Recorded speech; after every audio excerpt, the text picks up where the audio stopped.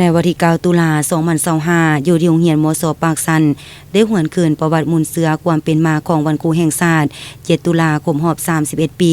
คือที่7ตุลา1994หา7ตุลา2025ขึ้น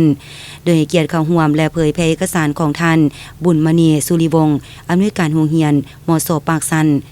ท่านสีวันสุวรรณราชประธานคณะพัฒนาการศึกษาขั้นปานพร้อมด้วยครูอาจารย์และนักเรียนโรงเรียนมส.ปากสันตลอดหอดต่างหน้าองค์การออมข้างเมืองและอำนาจการปกครองบ้านเข้าร่วม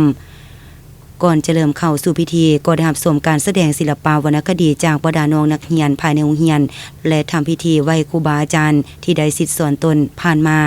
โอกาสนี้ทานได้ยกให้เห็นถึงมูลเสือและประวัติความเป็นมาของวันครูแห่งชาติที่7ตุลาภายหลังประชาชนลาวได้ลุกฮือขึ้นยึดอำนาจในวันที่12ตุลาเป็นต้นมา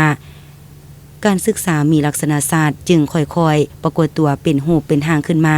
การต่อสู้ของประชาชนบรรดาเผ่าเพื่อต้านกับลัทธิลาวเมืองขึ้นแบบเก่าและแบบใหม่ได้ผ่านระยะเวลาอันยืดเยื้อยาวนานละอิดละเอียวและได้รับไสยศนาเป็นแต่ละระยะและสถาปนาสาธารณรัฐประชาธิปไตยประชาชนลาวขึ้นในวันที่2ธันวาคมปี1975เหตุการณ์ประวัติศาสตร์ดังกล่าวได้เป็นเงื่อนไขเอื้ออำนวยให้แก่การพัฒนาการศึกษาของเราว้าวรวมบ่เฉพาะแม่นการพัฒนาทันแถวครูได้รับการพัฒนาโรงเรียนได้มีการขยายตัวอย่างไวว่าจากตัวเมืองไปสู่ชนบทลูกหลานของประชาชนบรรดาเผ่าได้เข้าโรงเรียนพวกเขาได้มีทันแถวครูที่มีน้ำใจฮักหอมประเทศชาติมีความรู้ความสามารถได้ผ่านการอบรมมาจากหลายประเทศอยู่ภายในและต่างประเทศชื่อเสียงของครูได้ติดพันกับขบวนวิวัฒน์แห่งการพัฒนาประเทศชาติแต่ละสมัยในทุกวันนี้ประเทศชาติได้รับการพัฒนาเท่าใดก็ยิ่งเฮ็ดให้สังคมมีความสำนึกถึงคุณงามความดีของครู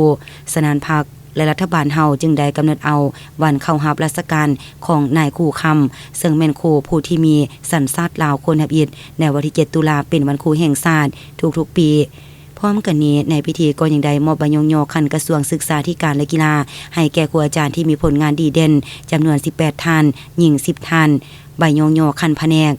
36ท่านหญิง24ท่านใบสมเสย8ท่านหญิง6ท่านและมอบช่อดอกไม้ให้แก่ครูอาจารย์นำอีก